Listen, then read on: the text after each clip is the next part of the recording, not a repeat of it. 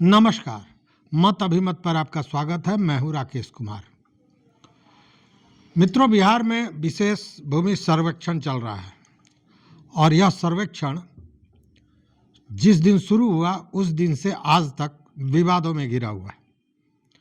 लगातार नियमों में बदलाव हो रहा है, तरह तरह की बातें आ रही हैं और जितना बदलाव हो रहा है, जितनी बातें आ रही हैं, उतना ही भ्रम बढ़ता जा रहा है। लेकिन कल फिर कुछ हुआ है और बहुत बड़ा हुआ है, और ये आपका जानना, जो भी बिहार के रहने वाले हैं, जो भी बिहार में जिनकी भी ज़मीन है, उनके लिए यह जानना बड़ा आवश्यक है। देखिए, जब भूमि सर्वेक्षण शुरू हुआ तो उस समय यह हुआ कि 1 महीने के अंदर में सारा कुछ कर लेना है, और उसमें क्या था, तो स्वघोषणा पत्र देना था, वंशावली देनी थी, कागजात देना था, जो सर्वे टीम है उसको। उसके बाद आपाधापी शुरू हुआ कागज़ों का। कागज़ किसी के पास नहीं, सरकार के पास भी जो दस्तावेज हैं वो न सुरक्षित थे न संरक्षित थे। विवाद बढ़ता गया। बाद में जब हंगामा ज़्यादा बढ़ा और मामला सड़कों तक पहुंचने पर हुआ तो 3 महीने का समय बढ़ा दिया मंत्री दिलीप जायसवाल ने। वह 3 महीना भी बीतने जा रहा है, लेकिन अभी भी कागज़ों की स्थिति यथावत बनी हुई है। बहुत से कागज़ दिए गए हैं, अपलोड किए गए हैं ऑनलाइन, लेकिन अभी भी बहुत कम है। इसलिए कि 1995 के बाद डिजिटल कागजात बनने लगे। उसके पूर्व जितने भी कागजात हैं वो हाथों के हैं। बहुत से कागजात तो ऐसे हैं कि छूने से वो कच्ची दीवार हूँ, छूने से बिखर जाऊँगा, जो गज़ल है उसकी स्थिति बनी हुई है। उस हालात में कागज़ आज भी मिलना मुश्किल हो रहा है। उसके बाद फिर ये बात हुआ कि 3 महीने और बढ़ाई जाएगी, और ये मामला पहुंचा कि 28 फरवरी तक कागजात दिए जा सकते हैं सर्वे पदाधिकारियों को, जो सर्वे टीम है उसको। लेकिन अब फिर एक समाचार आया कि 31 मार्च तक यह समय बढ़ाया गया है। लेकिन ये खबरें हैं। अब देखिए, इसको लेकर इतनी भाग दौड़ हुई, लोग को छुट्टी नहीं मिल रही थी, फिर भी लोग विदाउट पे करके अपने को भागे दौड़े पहुँचे अपने गांव घर कि कागजात निकालें, नहीं तो ज़मीन हाथ से निकल जाएगी। हल्ला यही था, और आज भी इन बातों की चर्चा होती है कि सरकार कहीं ना कहीं ज़मीन छीनने के फिराक में है। हालांकि सरकार का कहना है कि सर्वे होने से बहुत लाभ होगा, और सच्चाई भी है कि सर्वे होने से कम सारे लोगों की मलकियत स्पष्ट हो जाएगी। लेकिन इतना आसान तो है नहीं, उसके लिए पूरी तैयारी होनी चाहिए थी, जो तैयारी नहीं हुई, और ये विवाद धीरे धीरे बढ़ता चला गया। सर्वे को लेकर आप देखिए कि घर घर में विवाद, घर घर में आपसी बेईमानस्यता शुरू हो गया, झगड़े, रिश्तों का बिखराव भी इसी सर्वे के दौरान मिला।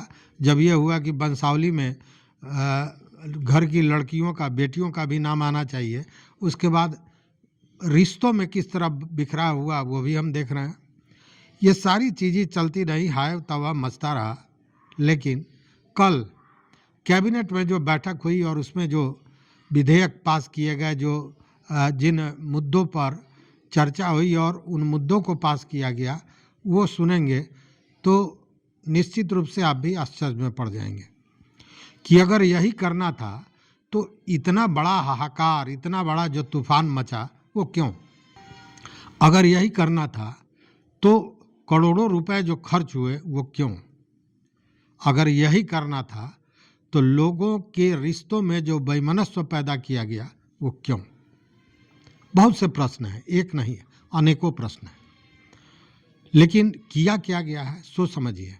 देखिए, सर्वे कोई पहली बार नहीं हो रहा है। बिहार के अलावे भी कई राज्यों ने सर्वे का काम किया था, जिसमें तेलंगाना में किया गया था, आंध्र प्रदेश में किया गया था, और ये दोनों ही राज्य ऐसे थे जहां जिन सरकारों ने सर्वे का काम शुरू किया वो सरकार कुर्सी से पदच्युत हो गई, उनको कुर्सी से जनता ने हटा दिया। इतना विरोध और इतनी परेशानियां जो लोगों को हुई कि लोग सरकार के खिलाफ हो गए और चुनाव में मुंह की खानी पड़ी, सरकार की कुर्सी गिर गई। तेलंगाना राष्ट्रीय समिति जो टीआरएस कहा जाता है, उसकी कुर्सी चली गई। वहीं आंध्र प्रदेश में वाईएसआर कांग्रेस की जो सरकार थी, उसको मुंह की खानी पड़ी। उसी तरह आप देखिएगा कि जब झारखंड में खनन के लिए जब भूमि की सर्वेक्षण होने लगी, उसका भी भयानक विरोध हुआ था। और विरोध इसलिए कि आदिवासियों को लगा था कि ये उनकी संस्कृति पर कुठाराघात है, उनके ज़मीन को छीन लेगी सरकार, और वहाँ भी भारी विरोध हुआ था। उत्तर प्रदेश में भी ऐसा ही हुआ था। छत्तीसगढ़ में भी बहुत विरोध का सरकार को सामना करना पड़ा था। तो कहने का मतलब कि ये सर्वे जो है वो काजल की कोठरी है, और इस काजल की कोठरी में हाथ डालने के पहले सरकार को फुल प्रूफ रणनीति बनानी चाहिए थी, जो सरकार ने नहीं बनाई। और वही कारण है कि बार बार नियमावली में बदलाव हो रहा है। शुरू में जो चीज़ें थी वो आज कुछ कहीं नहीं है। पहले खतियान के बिना काम नहीं होने की बात थी, अब खतियान की ज़रूरत ही नहीं है। अब तो हो रहा है कि केवल प्लॉट नंबर लेकर आइए और ज़मीन लेकर जाइए। ये सारी चीज़ें चल रही हैं। इसी बीच में बेतिया राज का मामला अलग था।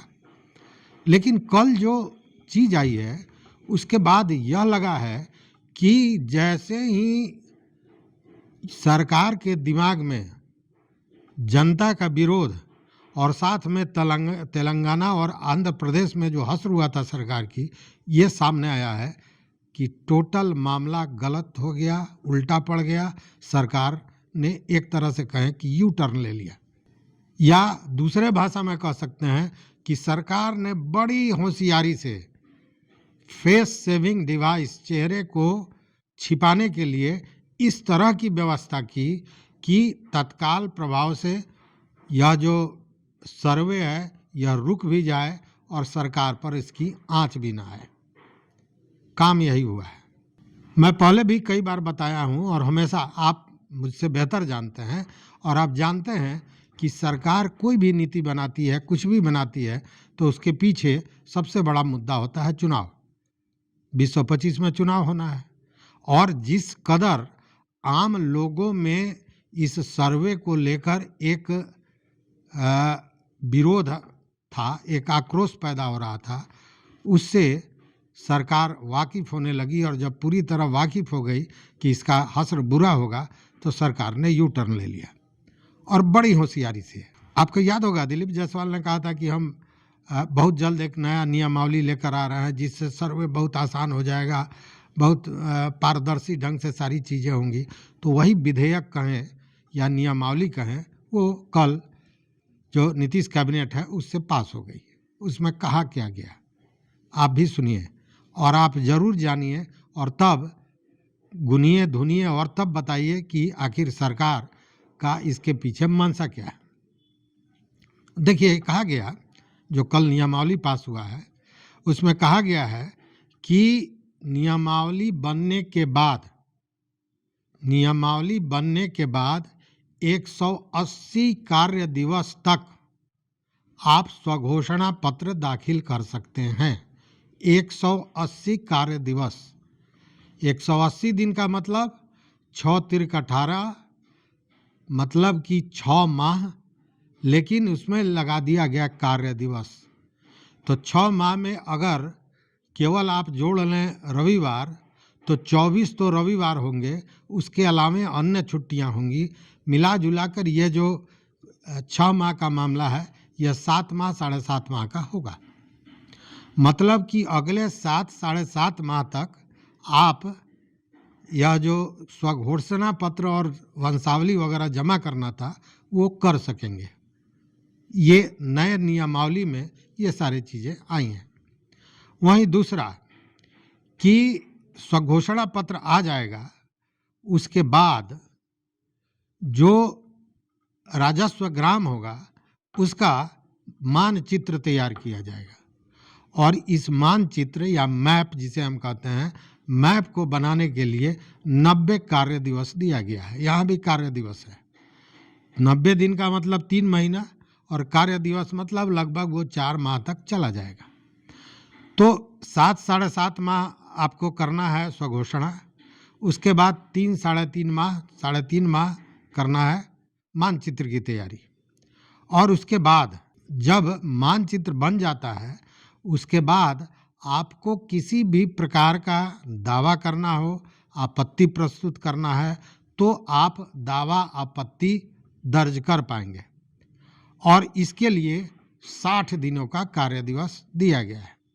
60 दिनों का कार्य दिवस का मतलब कि 2 माह से ज़्यादा, जैसे 2 माह में तो 8 तो लगभग रविवार हो जाएंगे और बाकी जो छुट्टियां हुई वो हुई, मतलब कि 2.5 माह से 3 माह इसमें आपको समय मिलने वाला है आपत्ति और दावा प्रस्तुत करने के लिए। अब जब दावा और आपत्ति प्रस्तुत हो गया, तब आपको उन दावों का निस्तारण करना है, मतलब जो आपत्तियां दी आपने, जो दावा किया, उसकी जांच कर और उस पर न्याय देना है। तो इसके लिए भी 60 दिनों का समय दिया गया है। 60 दिनों का नहीं, 60 कार्य दिवस का, मतलब छुट्टियों के दिन को छोड़कर जो कार्य दिवस होंगे वैसे 60 दिन तक इसकी जांच करने का समयावधि रखा गया है। और उसके बाद तब 90 दिन का कार्य दिवस दिया गया है अंतिम अधिकार अभिलेख तैयार करने के लिए। अंतिम अधिकार अभिलेख मतलब दूसरी भाषा में हम कह सकते हैं कि खतियान बनाने के लिए, किसका कौन जमीन है, क्या रकबा है, क्या चौहद्दी है, इन सारे चीज़ों का ब्यौरा रहता है उसमें।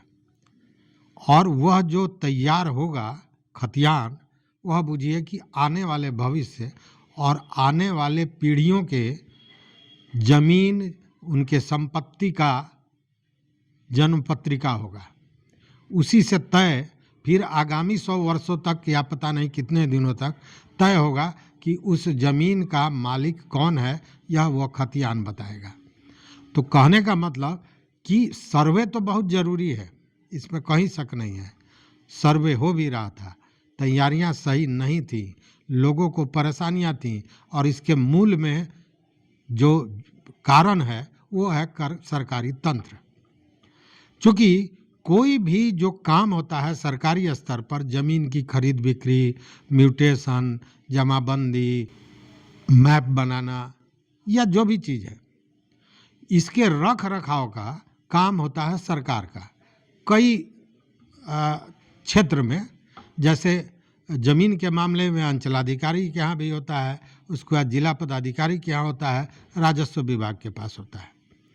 और इसमें एक महत्वपूर्ण जगह, एक महत्वपूर्ण जो भूमिका निभाता है वह होता है रजिस्टर 2।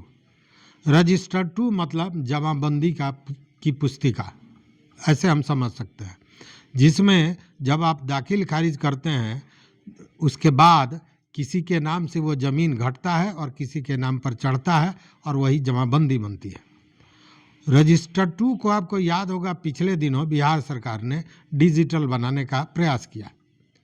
वो प्रयास सफल भी हुआ मोटा मोटी, लेकिन तंत्र ने जो बिगाड़ा उसका खामियाजा आज सारे लोग भुगत रहे हैं।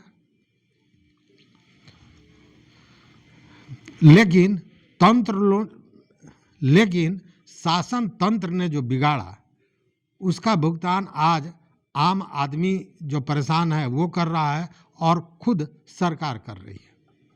चूँकि उस समय जब डिजिटल हुआ तो इस आपाधापी में हुआ और एजेंसियों को डिजिटल करने के लिए, डाटा एंट्री करने के लिए लोगों को बुलाया गया और उसमें नए लोगों को जोड़कर, जो अनजान है, जो उस चीज़ को नहीं जानते हैं, वैसे लोगों को जोड़कर इस तरह से डाटा एंट्री हुआ।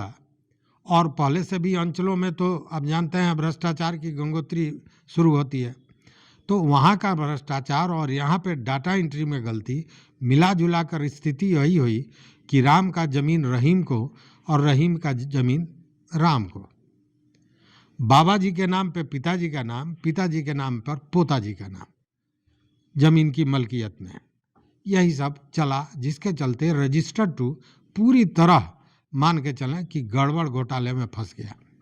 सरकार को भी इसकी जानकारी है, ऐसा नहीं है कि वो नहीं जानती है। और इसी के बाद सरकार ने जो बार बार समय बढ़ाया, उसके पीछे ये सारी चीज़ें हैं।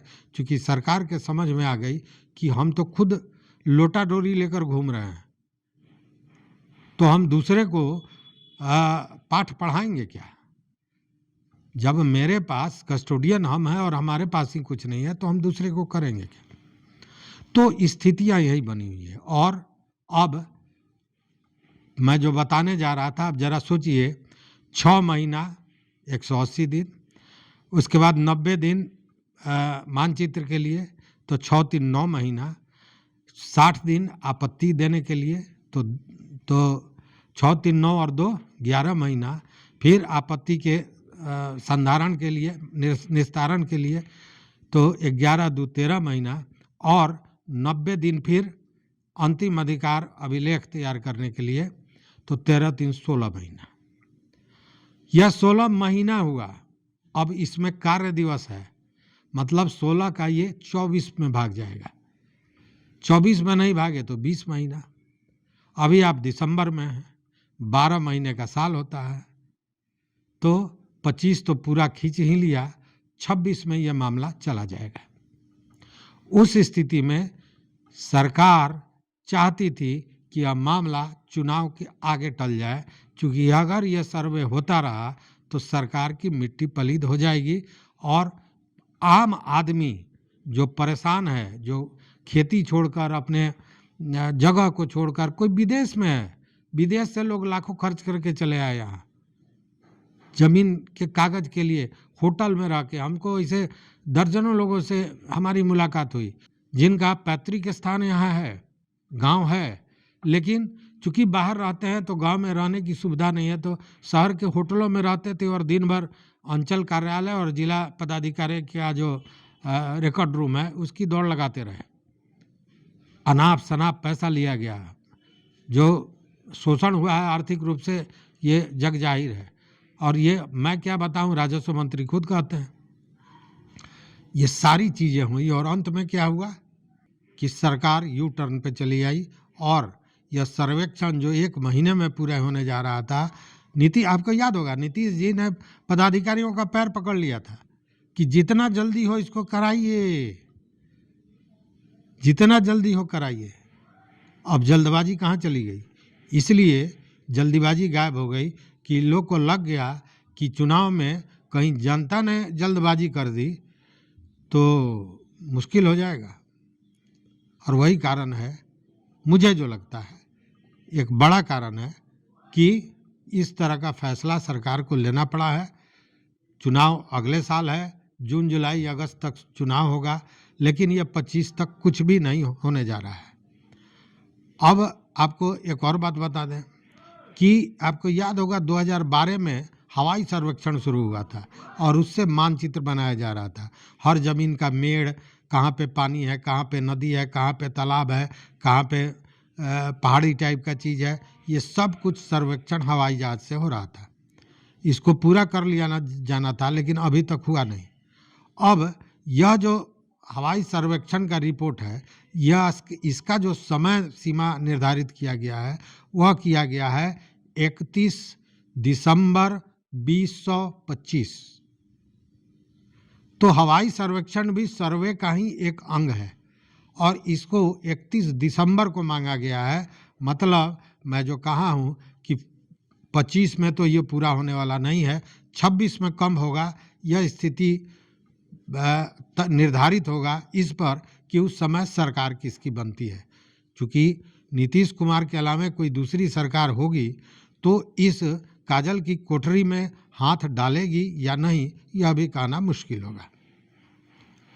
तो यही है खबर, बड़ी खबर।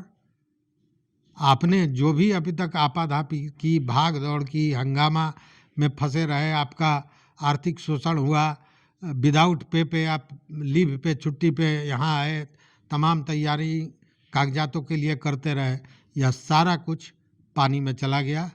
अब आपके पास समय ही समय है और समय इसलिए है कि वो वोट का पावर आपके हाथ में है और इसी से कहीं ना कहीं सरकार सहम गई, डर गई और नई नीति को लाने, नई विधेयक को लाने के नाम पर, नया नियमावली बनाने के नाम पर सरकार बड़ी ढंग से स्किप कर गई, यू टर्न ले ली। और अभी मैं देखिए, ऐसे सर्वे बंद नहीं हो रहा है, लेकिन इसको मान के ही चलिए कि चुनाव तक अब कुछ होने नहीं जा रहा है। 2025 में तो कुछ भी नहीं होने जा रहा, स्थितियाँ यही बनी हुई है। तो पूरा विवरण मैंने आपको बताया, इन सारे चीज़ों पर ध्यान दीजिए और देखते रहिए, मत अभिमत। इस पूरे प्रकरण पे मित्रों देखिए, आप जो राय देते हैं, जो कमेंट बॉक्स में कमेंट करते हैं, वह भी कहीं ना कहीं हमारे लिए दिशा निर्देश होता है और उसी के आधार पर हम अपना अगला वीडियो बनाते हैं, अगली चीज़ें आपके लिए लेकर आते हैं। तो कमेंट ज़रूर कीजिएगा, बताइएगा ज़रूर हमारे कमेंट बॉक्स में। कोई क्वेश्चन हो तो मेरा व्हाट्सएप नंबर भी उस पर है, उस पर आप बता सकते हैं। जैसे अवसर मिलेगा मैं निश्चित रूप से आपकी उन समस्याओं का, बातों को आपके समक्ष उसका क्या उपाय हो सकता है ज़रूर बताऊंगा। अभी तक सैकड़ों हमारे जो दर्शक हैं, हमारे व्यूअर्स हैं, उन्होंने हमसे बातें की हैं और उनकी समस्याओं का जितना हम में योग्यता है, क्षमता है, हमने उसको दूर करने का प्रयास किया है। अधिवक्ताओं से बात करके उनके अगर कोई व्यक्तिगत मामला है तो उसके भी निस्तारण की कोशिश हमने की है। तो मेरी कोशिश को आपके सहयोग की ज़रूरत है, इसीलिए अभी तक अगर चैनल को आपने सब्सक्राइब नहीं किया तो सब्सक्राइब कीजिए, लाइक कीजिए, दोस्तों के साथ शेयर कीजिए। लेकिन सबसे बड़ी बात, अपना विचार, अपना मत ज़रूर दीजिए। बहुत बहुत धन्यवाद, बहुत बहुत धन्यवाद।